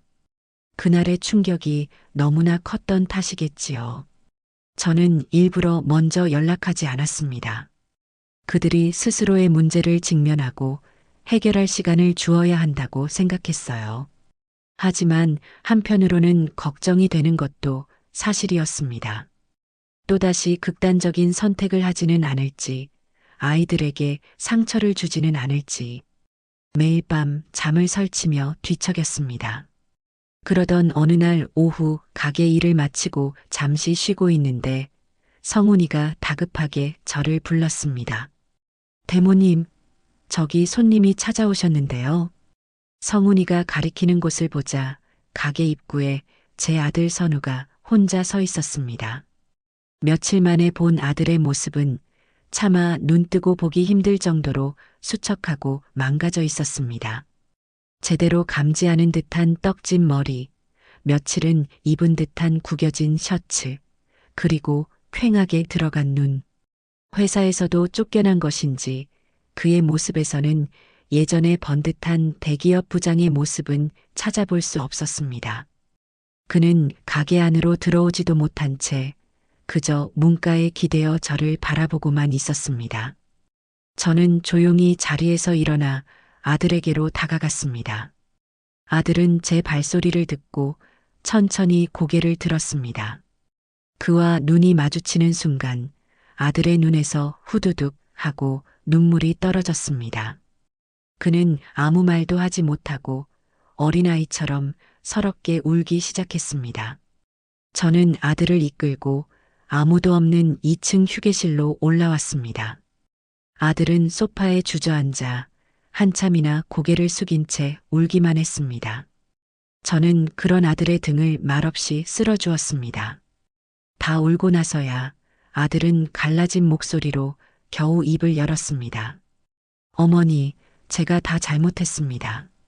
그것은 변명도 핑계도 없는 진심에서 우러나온 첫 번째 사과였습니다. 제가 정말 못난 놈이었습니다.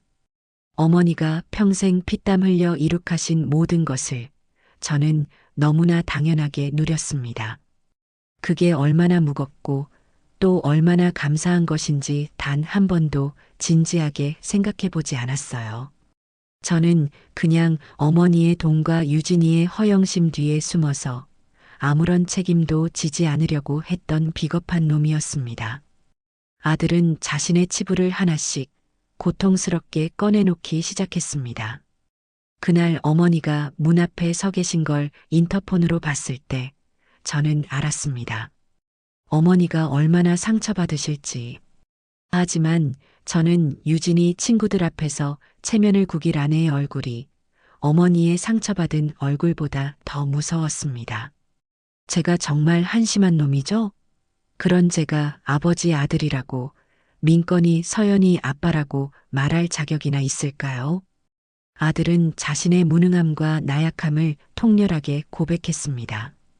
그리고 마지막으로 돌아가신 아버지의 이야기를 꺼냈습니다. 아버지가 살아계셨다면 저 같은 놈은 아들이라고도 생각 안 하셨을 겁니다. 평생 정직하고 성실하게 사셨던 아버지 얼굴에 제가 먹칠을 했습니다. 어머니, 정말 죄송합니다. 저를 용서하지 마세요. 저는 용서받을 자격도 없습니다. 아들의 눈물 섞인 고백을 들으며 제 가슴도 미어졌습니다. 지난 세월 동안 아들에게 쌓였던 원망과 미움이 아들의 눈물에 씻겨 내려가는 것 같았어요. 하지만 저는 쉬운 용서를 건네지 않았습니다. 이 아이가 정말로 바로 서기 위해서는 스스로 일어서는 법을 배워야 했기 때문입니다. 저는 조용히 아들의 어깨를 두드렸습니다. 선우야, 이제라도 알았으니 그걸로 됐다. 어머니, 네가 정말로 잘못했다고 생각한다면 그 사과는 나한테만 할 것이 아니다. 네 인생을 망치게 내버려둔 너 자신에게 먼저 사과하고 못난 남편 때문에 상처받은 네 아내에게도 사과해야 한다. 그리고 무엇보다 니들 싸움에 등 터져 겁에 질려 있는 네 아이들에게 무릎 꿇고 사과해야지. 저는 자리에서 일어나 창가에 섰습니다. 네 눈물은 내가 닦아줄 수 없다. 그건 너 스스로 닦아야지. 네 아내와 네 아이들 앞에서 말이다. 그리고 하늘에 있는 네 아버지께 부끄럽지 않은 아들이 아버지가 되어라. 네가 다시 일어서서 네 힘으로 가정을 꾸리고 네 아이들을 웃게 만드는 날. 그때가 되면 나도 너를 아들로 다시 받아줄 수 있을 게다. 제 말에 아들은 아무 대답도 하지 못했습니다. 그저 더 크게 오열할 뿐이었어요. 저는 아들이 스스로 감정을 추스를 때까지 아무 말 없이 기다려 주었습니다. 한참의 시간이 흐른 뒤 아들은 퉁퉁 부은 눈으로 자리에서 일어났습니다. 그리고 저를 향해 허리가 부러져라 깊이 고개를 숙였습니다. 명심하겠습니다. 어머니, 꼭 그렇게 하겠습니다.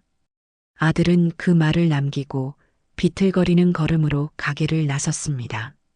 저는 아들의 뒷모습이 완전히 사라질 때까지 그 자리에 서 있었습니다. 아들이 흘린 눈물이 부디 거짓이 아니기를, 그의 다짐이 부디 작심삼일로 끝나지 않기를, 저는 간절히 또 간절히 기도했습니다. 한 가정을 다시 일으켜 세우는 길은 이제 막 첫걸음을 뗀 것이나 다름없었습니다. 그리고 그 길의 끝에는 아직 용서를 구하지 않은 또 한 사람이 남아 있었습니다.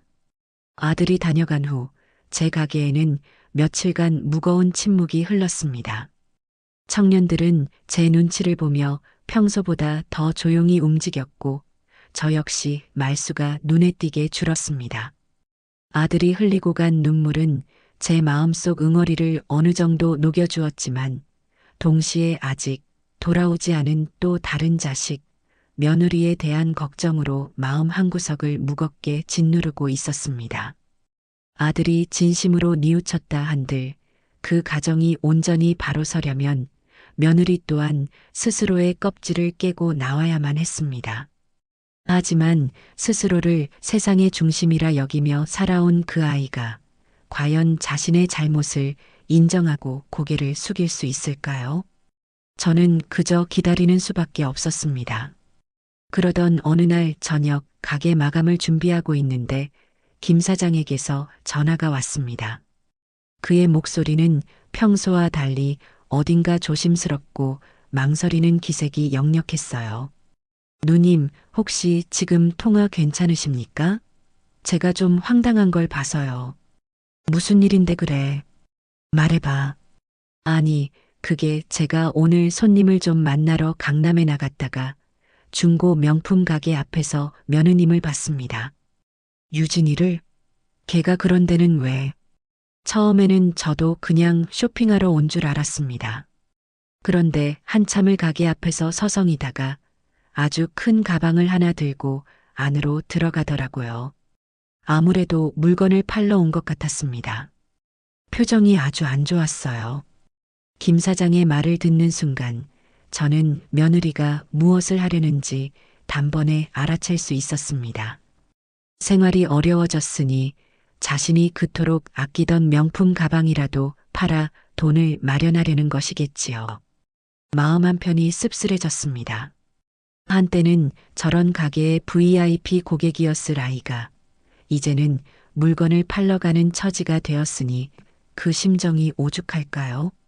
하지만 한편으로는 이제라도 정신을 차리고 생활을 꾸려가려는 건가 하는 작은 희망이 생기기도 했습니다. 그래서 어떻게 됐는데? 한참 뒤에 며느님이 가게에서 나오는데 얼굴이 거의 하얗게 질려 있더라고요. 손에는 웬 봉투를 하나 들고 있는데 아마 돈이 들어있는 것 같았습니다. 그런데 표정이 돈이 생겨서 기쁜 사람의 표정이 아니었어요. 세상 모든 걸 잃은 사람처럼 아주 절망적인 얼굴이었습니다. 그랬을 겁니다. 며느리에게 그 명품 가방은 단순한 물건이 아니었을 테니까요. 그것은 그녀의 자존심이자 계급이었고 자신이 남들과 다르다는 것을 증명하는 징표와도 같았을 겁니다. 그것을 제 손으로 팔아넘겼을 때의 심정은 아마 살을 애는 듯한 아픔이었을 거예요. 저는 김 사장에게 고맙다고 말하고 전화를 끊었습니다. 그리고 생각했습니다.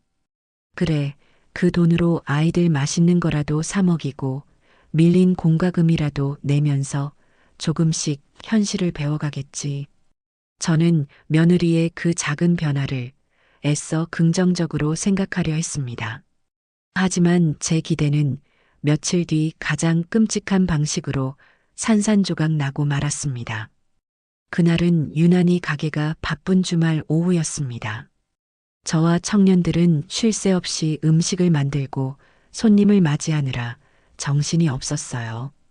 그런데 갑자기 가게 문이 열리더니 며느리가 안으로 쑥 들어왔습니다.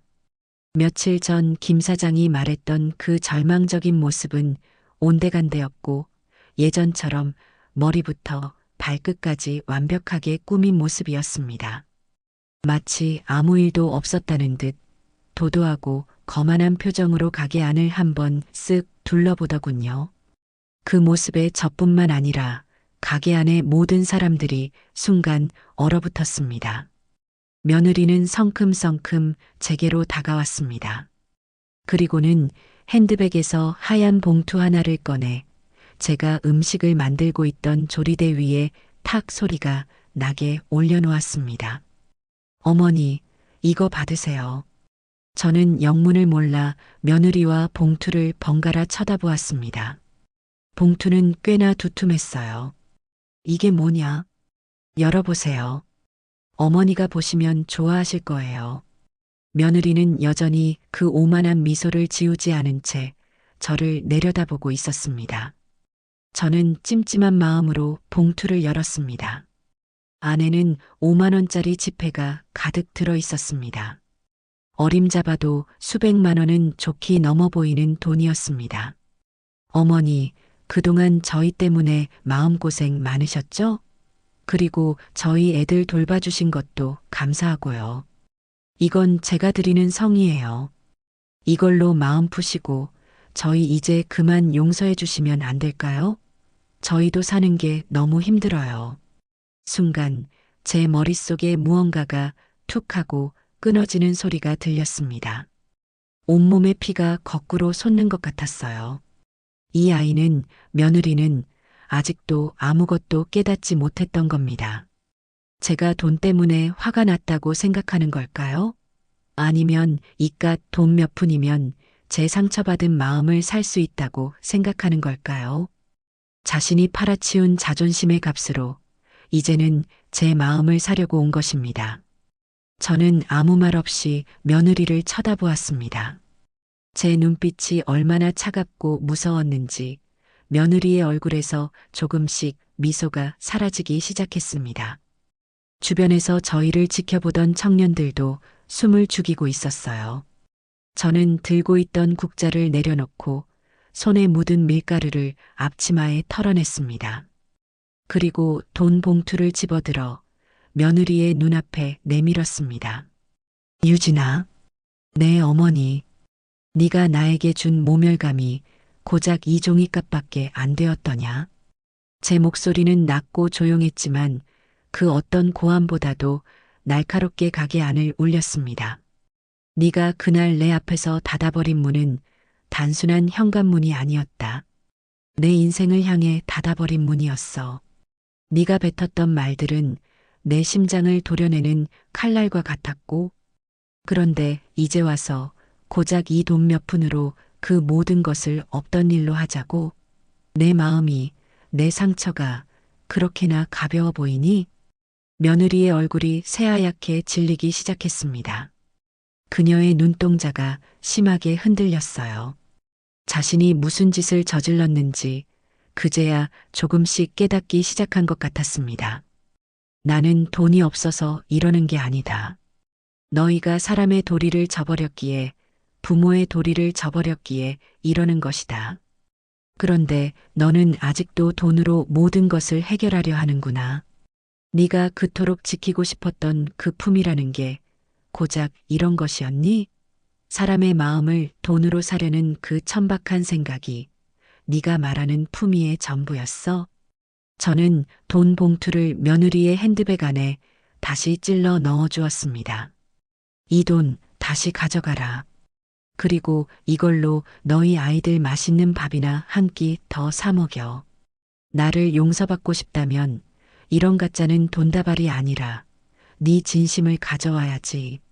네가 얼마나 어리석었는지, 얼마나 잔인했는지 뼈저리게 뉘우치고 흘리는 눈물을 가져왔어야지. 이건 용서가 아니라 나에 대한 두 번째 모욕일 뿐이다. 제 말이 끝나자 며느리의 다리가 후들후들 떨리는 것이 보였습니다. 그녀는 아무 말도 하지 못하고 그저 입술만 파르르 떨고 있었어요. 그리고는 갑자기 몸을 돌려 도망치듯 가게 밖으로 뛰쳐나갔습니다. 저는 더 이상 그녀를 붙잡지 않았습니다. 가게 밖으로 뛰쳐나간 며느리는 멀리 가지 못하고 길 건너편 버스 정류장 의자에 주저앉았습니다. 그리고는 두 손에 얼굴을 묶고 아이처럼 목 놓아 울기 시작했습니다. 그녀가 그토록 지키려 했던 완벽한 모습은 온데간데 없었습니다. 화장은 눈물로 범벅이 되고 어깨는 서러움에 가누지 못할 정도로 들썩였습니다. 자신이 그토록 경멸했던 시장통 한복판에서 그녀의 마지막 자존심과 얄팍한 계산이 산산조각 나고 있었습니다. 저는 유리창 너머로 그 모습을 한참이나 아주 한참이나 말없이 지켜보았습니다. 어쩌면 저 눈물이 이 길고 긴 비극을 끝낼 수 있는 유일한 시작일지도 모른다고 생각하면서 말입니다. 며느리가 가게 앞에서 비에 젖은 채 자신의 마지막 자존심까지 모두 쏟아내며 통곡하던 그날 이후 또다시 며칠간의 무거운 시간이 흘렀습니다.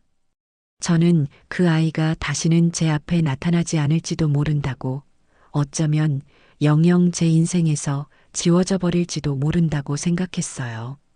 제가 너무 심하게 몰아붙인 탓에 마지막 남은 일말의 자존심마저 제가 되어 흩어져 버렸을 테니까요. 아들에게서 간간히 아주 힘겹게 연락이 왔습니다.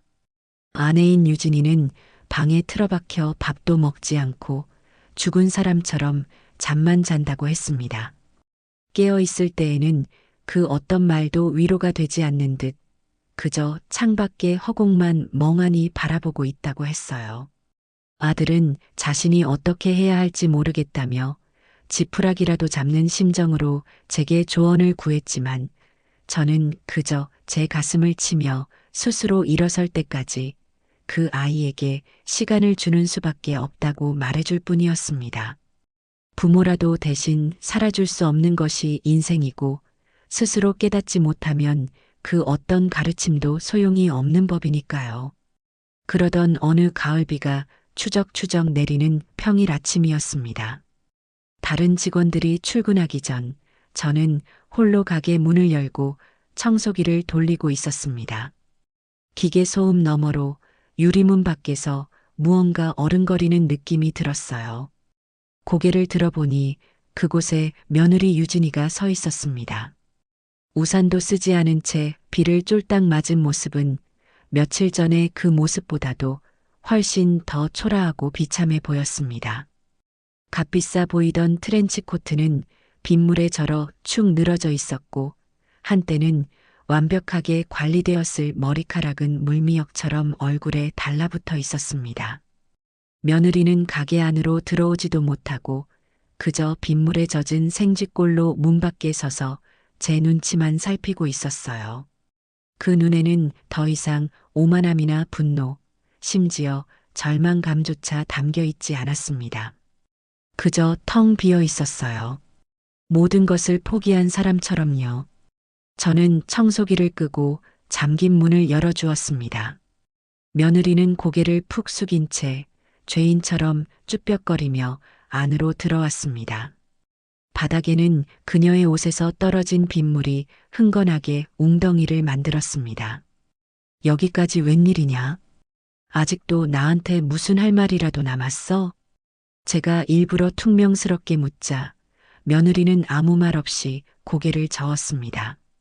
그리고는 홀린 듯 주방 한쪽 구석에 걸려 있는 고무장갑과 낡은 앞치마를 향해 걸어갔습니다.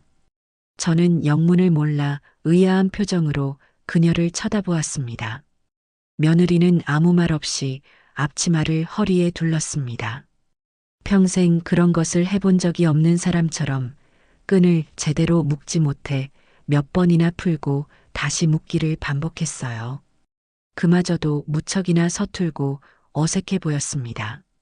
그리고는 어젯밤 장사를 마치고 미처 다 치우지 못한 개수대의 산더미처럼 쌓여있는 그릇들을 향해 다가갔습니다.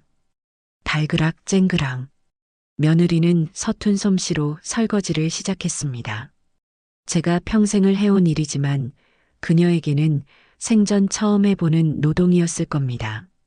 아니나 다를까 그릇을 제대로 잡지 못해 손에서 놓쳐 와장창 깨뜨리기도 했고 세제를 너무 많이 풀어 개수대는 온통 거품투성이었습니다. 행주로 그릇에 물기를 닦는 법도 몰라 그저 젖은 그릇을 다른 쪽으로 옮겨놓기만 할 뿐이었지요. 그 모습은 누가 봐도 어설프고 또 우스꽝스러웠습니다. 하지만 이상하게도 저는 조금도 화가 나지 않았습니다. 가게에 하나둘 출근한 청년들이 그 기묘한 광경을 보고는 어리둥절한 표정으로 제게 다가와 대모님, 저분이 왜 하고 물었지만 저는 조용히 고개를 저어 보였습니다. 그저 묵묵히 며느리의 행동을 지켜볼 뿐이었어요. 그것은 단순한 설거지가 아니었습니다. 자신의 지난 삶을 허영으로 가득했던 과거를 자신의 손으로 직접 닦아내고 깨뜨리는 처절한 속죄의 의식처럼 보였습니다. 그날 며느리는 오전 내내 꼬박 4시간 동안 설거지만 했습니다. 허리를 한번 펴지도 않고 물 한 모금 마시지도 않고 마치 세상에 자신과 이 그릇들만 남은 것처럼 그릇만 닦아댔습니다. 설거지가 모두 끝났을 때 며느리의 얼굴은 빗물과 땀 그리고 눈물로 완전히 범벅이 되어 있었습니다. 평생 해본 적 없는 고된 노동에 온몸이 땀으로 젖고 희고 가늘던 손가락은 퉁퉁 불어 빨갛게 변해 있었지요. 그녀는 탈진한 듯 개수대 앞에 그대로 주저앉아 거친 숨을 몰아쉬었습니다. 저는 조용히 다가가 뜨거운 김이 모락모락 피어오르는 국밥 한 그릇을 그녀 앞에 작은 간이 의자에 내려놓았습니다. 제가 평생을 끓여왔고 그녀가 그토록 경멸했던 바로 그 음식이었습니다. 고생했다. 밥 먹어라. 제 말에 며느리는 천천히 고개를 들었습니다. 저와 눈이 마주치자 그동안 꾹꾹 눌러 참아왔던 감정이 한꺼번에 터져 나온 듯 다시 엉엉 울기 시작했습니다. 하지만 이번에는 지난번처럼 서러움과 분노가 섞인 울음이 아니었습니다. 그것은 진정한 참회의 눈물이었습니다. 어머니, 제가 정말 잘못했어요. 정말 죄송해요. 며느리는 국밥 그릇에 얼굴을 묻고 한참이나 그렇게 울었습니다. 국밥 위로 그녀의 뜨거운 눈물이 뚝뚝 떨어졌습니다. 저는 더 이상 아무 말도 하지 않고 그저 곁에 앉아 며느리의 등을 가만히 쓸어주었습니다. 어떤 위로의 말보다, 어떤 용서의 말보다 지금 이 아이에게 필요한 것은 그저 자신의 모든 것을 쏟아낼 시간이라는 것을 알았기 때문입니다. 한참을 울던 며느리는 제 눈치를 살피며 조심스럽게 숟가락을 들었습니다. 그리고는 눈물과 함께 뜨거운 국밥을 한 숟갈, 두 숟갈, 꾸역꾸역 목구멍으로 넘기기 시작했습니다. 그날 이후 며느리의 삶은 완전히 달라졌습니다. 그녀는 매일 아침 제 가게에 가장 먼저 출근 도장을 찍었습니다. 처음에는 설거지와 청소 같은 허드렛일만 묵묵히 했습니다. 말이 없던 그녀에게 쾌활한 성격의 성훈이가 먼저 다가가 말을 걸어주기 시작했어요. 형수님, 그렇게 하시면 손목 나가요. 제가 가르쳐 드릴게요. 성훈이를 시작으로 다른 청년들도 조금씩 며느리에게 마음을 열었습니다. 며느리는 시간이 지나면서 조금씩 주방 일을 배우기 시작했습니다. 칼질 한번 제대로 해본 적 없는 며느리는 양파를 썰다가 눈물을 한 바가지 쏟기도 하고 뜨거운 냄비에 손을 대어 물집이 잡히기 일쑤였습니다. 하지만 그녀는 단 한 번도 힘들다는 내색을 하거나 포기하지 않았습니다. 오히려 청년들에게 먼저 다가가 이건 어떻게 하는 거예요? 라고 물어보며 하나라도 더 배우려고 애썼습니다. 그녀의 희고 고왔던 손은 어느새 상처와 굳은 살로 거칠어져 갔지만 그녀의 얼굴은 이상하게도 하루가 다르게 평온을 되찾아갔습니다. 아들 녀석도 변하기 시작했습니다. 회사를 그만둔 아들은 아내의 변화에 용기를 얻었는지 낮에는 인력시장에 나가 막노동을 하고 저녁에는 대리운전을 하며 생활비를 벌었습니다. 펜트하우스에 살 때는 거들떠보지도 않았을 굳은 일들이었지만 아들은 묵묵히 땀 흘려 일했습니다. 어느 날 저녁 일을 마치고 가게에 들른 아들이 제 앞에 거친 손을 내밀었습니다. 어머니, 이게 제 힘으로 처음 번 돈입니다. 흙먼지가 묻은 10,000원짜리 몇 장을 쥐어주는데 저는 그 돈을 차마 받지 못하고 아들의 손을 덥석 잡고 말았습니다. 그 손에 박인 굳은 살이 그 어떤 박사하기보다도 더 자랑스럽고 든든했습니다. 그리고 부부는 주말이면 어김없이 제 가게에 찾아와 온종일 가게의 굳은 일을 도맡아 했습니다. 그렇게 몇 달의 시간이 흘렀습니다. 어느덧 계절이 바뀌고 쌀쌀한 가을바람이 불어오기 시작했습니다. 그날은 마침 저희 가게 은순의 부엌계 개업 1주년이 되는 날이었습니다. 저는 가게 식구들과 조촐한 잔치를 열기로 했습니다. 주방에서는 청년들이 저마다의 솜씨를 발휘한 맛있는 음식 냄새가 진동했고 가게 안은 그들을 축하해 주러 온 손님들과 가족들의 웃음소리로 가득 찼습니다. 저는 잠시 가게 밖으로 나와 북적이는 가게 안의 풍경을 가만히 들여다보았습니다. 며느리는 이제 제법 능숙한 솜씨로 손님들의 주문을 받고 테이블을 정리하고 있었습니다. 예전에 그 화려한 명품 옷은 찾아볼 수 없었지만 가게의 로고가 박힌 수수한 유니폼을 입고 땀 흘려 일하는 그녀의 얼굴은 그 어느 때보다도 생기 있고 아름다워 보였습니다. 아들은 주방 한쪽에서 청년들과 어울려 농담을 주고받으며 산더미 같은 설거지를 하고 있었고 제 손주들은 가게의 마스코트가 되어 이 테이블 저 테이블을 돌아다니며 손님들의 귀여움을 독차지하고 있었습니다. 모든 것이 제가 꿈꿔왔던 진짜 사람 사는 집의 모습이었습니다. 그때 아들이 저를 발견하고는 밖으로 나왔습니다. 그의 손에는 따뜻한 국밥 한 그릇이 들려 있었어요. 어머니, 왜 여기 혼자 나와 계세요? 춥습니다. 들어가시죠. 아들은 제 어깨에 자신의 낡은 외투를 걸쳐 주었습니다. 그 온기가 가슴 깊은 곳까지 전해져 오는 것 같았습니다. 선우야, 네 어머니, 이제 네 힘으로 번 돈으로 네 가족들 살 집은 구할 수 있겠니? 제 물음에 아들은 세상을 다 가진 것처럼 환하게 웃으며 대답했습니다. 네 어머니, 아직은 작고 낡은 빌라지만 곧 전세 자금을 다 모을 수 있을 것 같습니다. 유진이도 그동안 가게에서 일하며 모은 돈을 보탰고요. 저희 네 식구 살기에는 충분합니다. 무엇보다 이제는 그 집이 세상에서 가장 편안하고 행복한 곳입니다.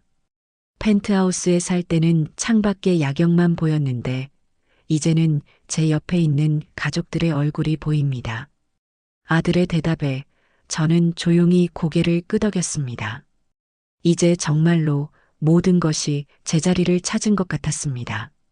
우리는 값비싼 펜트하우스를 잃었지만 그보다 훨씬 더 소중한 것을 되찾았습니다. 그것은 돈으로 살 수 없는 가족이라는 이름의 진짜 우리 집이었습니다. 저는 아들이 건네준 국밥을 한 숟가락 떠먹었습니다. 제 눈에서 뜨거운 눈물이 흘러 국밥 속으로 뚝뚝 떨어졌습니다. 하지만 이상하게도 조금도 짜지 않았습니다. 오히려 제 평생 먹어본 그 어떤 음식보다도 달고 따뜻하게 느껴졌습니다. 진짜 행복은 높은 곳이 아니라 따뜻한 곳에 있다는 것을 우리는 너무나 길고 아픈 길을 거쳐 비로소 깨닫게 된 것입니다.